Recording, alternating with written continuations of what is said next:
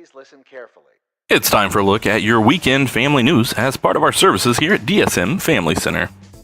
An Indiana woman is facing what could be an 8 to 20 year sentence for what's classified as feticide. This represents the second such case here in Indiana, where a pregnant woman is being charged criminally for affecting the life of an unborn fetus. The first case involved an expecting mother who suffered severe depression and attempted suicide. The state's now seeking to charge Purvia Patel, who reported to a local emergency room after a premature delivery. The 33-year-old woman reports that she noticed the newly born child was unresponsive and without breath, so she disposed of the child prior to proceeding to the emergency room. A precipitating factor the state's considering in the case involves text messages that the young woman sent indicating she was taking medication to end the unwanted pregnancy. Well, the Indiana Solicitor General faced some tough questioning from judges hearing the state of Indiana's appeal on maintaining their ban on same-sex marriage this week. Indiana maintained the position that the ban on same-sex marriage would protect the system that's already in place to protect Hoosier children from being born unwanted or to a single mother. Thomas Fisher, the Solicitor General, pointed out that the state makes its assertion on the premise that a man and a woman can make a baby, but a same-sex couple cannot. A Reagan administration judge, Richard Posner, remained the most vocal and adamant judge in seeking answers on Indiana's challenge to the ban being maintained. Indiana Attorney Greg Zeller merely offered a statement that assured Hoosiers representation for this case is coming from the regularly allotted budget, and the office was merely performing its duties as prescribed by law. The 7th District Court of Appeals did not issue a timeline on this decision, which could come in as quickly as a few weeks.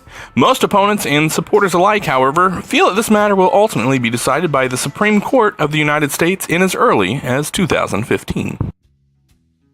The Labor Day weekend is quickly approaching, and the Indiana State Police are making sure Hoosier drivers remember to travel safely. The ISP will be patrolling intensely through the weekend and will be looking for excessive speeds, road rage type behavior, and seatbelt violations. The Labor Day holiday is considered to be the final summer holiday to many, which means an abundance of travel, drinking, and possible hazards to the public. State Police urge that anyone who drinks remember to call a taxi or just find alternate transportation. An Amish family in Indiana has shocked many by initiating a lawsuit following the death of their young son. The child, which was then 7 months old, was killed in a fatal accident on July 9th of 2012 when a semi-driver made an attempt to pass the horse-drawn buggy. The rarity of this lawsuit comes because of the strict adherence to a verse in 1 Corinthians that the Amish hold true to their interactions with the court system. The accident occurred near the Indiana-Michigan border in a town called Shipshewana, Indiana. The then mother, who was driving the buggy, survived along with her 2 daughters. The semi-trailer company involved in the suit, Hendricks and Sevison, claim comparative negligence in this case. The claim made by the company would indicate that Eva, the mother, or possibly even the horse, was at fault in this accident. The original report made claims of the buggy turning left into the semi. However, the horse suffered only a minor scuff, and charges were then later filed against the driver of the semi. Indiana avoided coming in last place in the rankings for women's equality issued by the website WalletHub. The rankings that were in part based on 2012 census data found that the Hoosier State ranked 46th out of all 50 states for women's equality. The ranking shows Indiana only holds 4 positions above being the worst state in the country for equality. The findings in the 2012 census study indicate that earnings were around 27 cents less per hour for women working in Indiana, according to the National Women's Law Center.